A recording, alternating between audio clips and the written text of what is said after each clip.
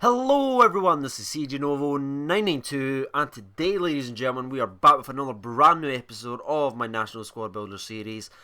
Now, as you can probably tell by the title of the video and the name of that squad, that's of course going to be Portugal, who managed to get through the hard way again, but are continuing to fight on to the semi-finals. We're starting with the goalkeeping position, the penalty hero himself, and that's Raul Patricio. Now lads, there's going to be some quick cuts here, so I do apologise if you're dizzy or feel sick after this, but it is really hard to get some goalkeeping clips, lads, because you have to sift through a lot of your sort of gameplay, and it does take a long time. But I absolutely love these goalkeeping cards. Don't worry about the scorelines in some of the games. You see that he does concede like 1 or 2 goals each game. That's not really down to him, that's probably more the defence and me gelling to this squad. I absolutely love this goalkeeper, lads. I'm going to give him a 9 out of 10. His one-on-one positioning and saving is absolutely phenomenal. Now the right back, I didn't actually go for Cedric, I went from Figueroa. I'm just going to call it, let's call him Figsy. Well, I went with Figsy because I didn't know Cedric was going to play yesterday. I thought it was going to be the team that sort of started the other day as well. So him and Pepe, they sort of gelled okay. Pepe's a lot better than sort of the rest of the defence. Him and Fonte are the two main sort of attributes. I'm going to throw in Fonte just now as well. I'd say if it wasn't for them two and the goalkeeper, we would have probably lost the game. We were actually currently undefeated with this squad, lads. 8 games, 8 goals. But you can see Fonte did 8 games, 8 wins, sorry. 7 games for Fonte because he did get sent off in one of the games. And we are actually playing a left mid at left back.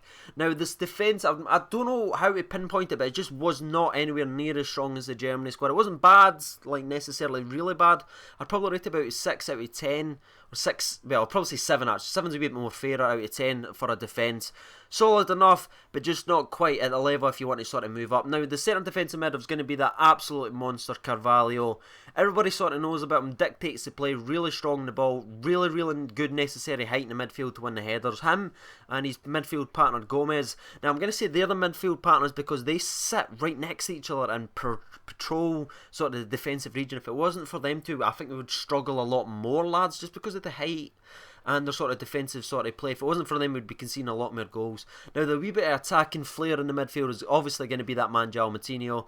Everyone knows that I love him. Every time I make a Portuguese side, I always do end up loving this sort of card. Let's see, we got 4 goals and 3 assists in 8 games. Decent sort of little turnout. He's not quite as good as previous years, but he's a good enough card, especially with a bit more energy in the midfield.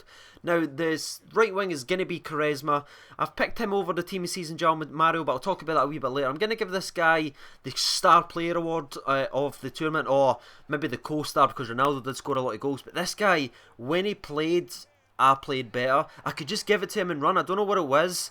He's not as fast as Nani, he doesn't have as good as stats as the Nani, but he's so clinical in front of goal. He's so good with the ball, can just body out anybody. His crossing's really good in that as well. Him and Ronaldo mixed up really well. His skill moves are absolutely on point. You see me just skilling and frilling is absolutely phenomenal. 5 goals out of 8 games is not as good because he was mostly used as a sub for the last 4 games, but I'll talk about that a bit later on.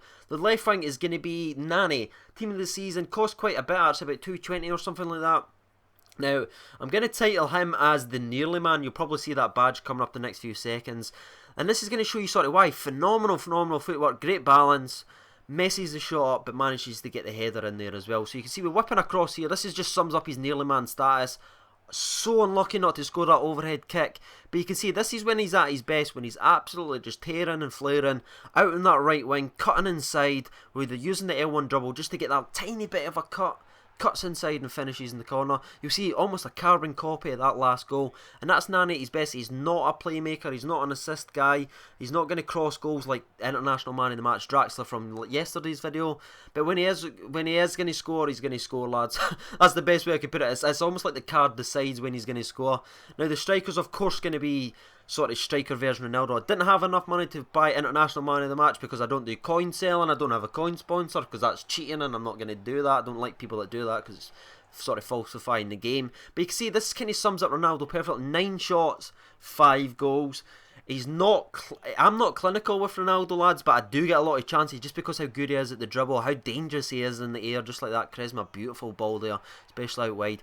This is Ronaldo at his best. You give him the ball, he touches it on the 6 pins, turns and shoots. Phenomenal quick feet, like unbelievably quick feet actually. It's really surprising. Even though I've played a lot of drafts, I think draft gameplay and like online sort of cups and stuff like that are a wee bit are different. But you can see here, this is what Ronaldo sort of brings. Terrible free kicks, didn't manage to score with him, which was really frustrating.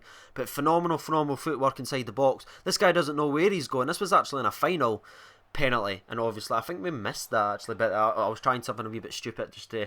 Ronaldo didn't take it, so don't worry about it. Right, so here's a phenomenal ball by Pepe, absolutely brilliant ball. Go back and look at that if you want, and then the free slips.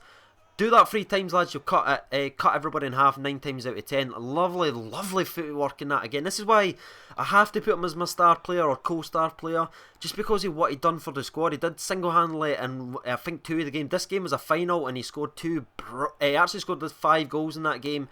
But they were phenomenal, phenomenal goals. All sort of on his own. This isn't really a team, lads. I'd say it's a bunch of individuals, which you could argue is like them mostly in real life. But he got 15 goals in 8 games.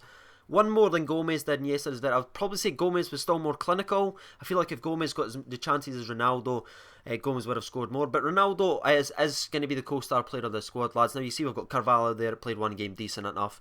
Team of the season, Silva, threw him in there as 1 game in that as well. Didn't really sort of impress me, so I didn't really play him that much. I did prefer my free sort of mids. Now, Mario, Jesus, I can't even say his name probably, but I played him right wing for the last 4 games. So I won the first 4 games, won the tournament, as you can see. And then the second 4 games, I had to bring Cresma on about the 70th minute. That's why Cresma's stats aren't as great.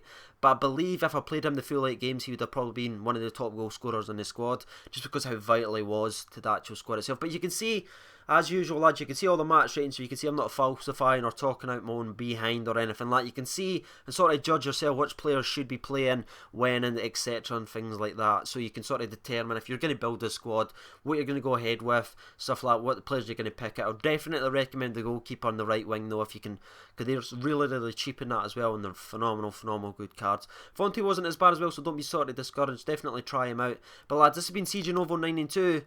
Thank you for watching, and bye bye.